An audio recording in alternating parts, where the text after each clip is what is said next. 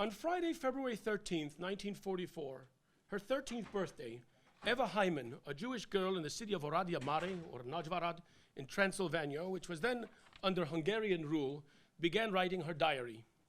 Some months later, on April 7th, 1944, she wrote, and I quote, "Today they came for my bicycle.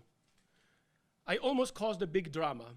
You know, dear diary, I was awfully afraid just by the fact that the policemen came into the house. I know that policemen only bring trouble with them wherever they go. My bicycle had a proper license plate, and Grandpa had paid the tax for it. That's how the policeman found it, because it was registered at City Hall that I have a bicycle. Now that it's all over, I am so ashamed of how I behaved in front of the policeman. So, dear diary, I threw myself on the ground, held onto the back wheel of my bicycle, and shouted all sorts of things at the policeman. Shame on you for taking away a bicycle from a little girl. That's robbery.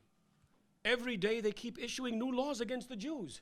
Today, for example, they took all our appliances away from us, the sewing machine, the radio, the telephone, the vacuum cleaner, the electric fryer, and my camera.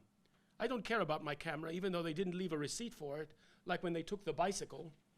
They also took Uncle Bela's typewriter, but he didn't care either. When the war ends, we'll get everything back." I shall concentrate more on how the problem of restitution is perceived not so much by the Jewish eyes, by those of the post-communist societies, especially in the nationalist anti-Semitic camp. In fact, we are dealing with two processes in our discussion, what I would call R and R, robbery and restitution.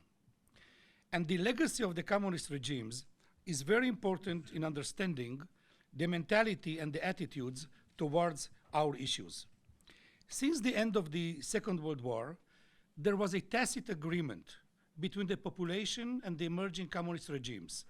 Don't tell, don't ask, in the sense that countless of people were using and inhabiting Jewish properties, as just Dr. Weinbaum presented it.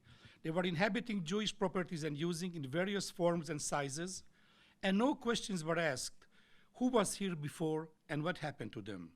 And many of the inheritors who have willingly participated in the removal of Jews from their neighborhood and from life itself were now building socialism, very often and too often based on Jewish infrastructure. The message of the nationalists and anti-Semites was clear.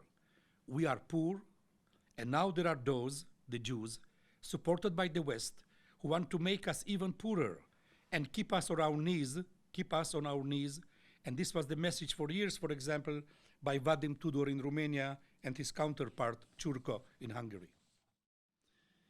And when I saw in Poland, in my travels around this big and huge country, so many destroyed synagogues and so many destroyed cemeteries. In Poland, there are, I think, more than 1,500 Jewish cemeteries.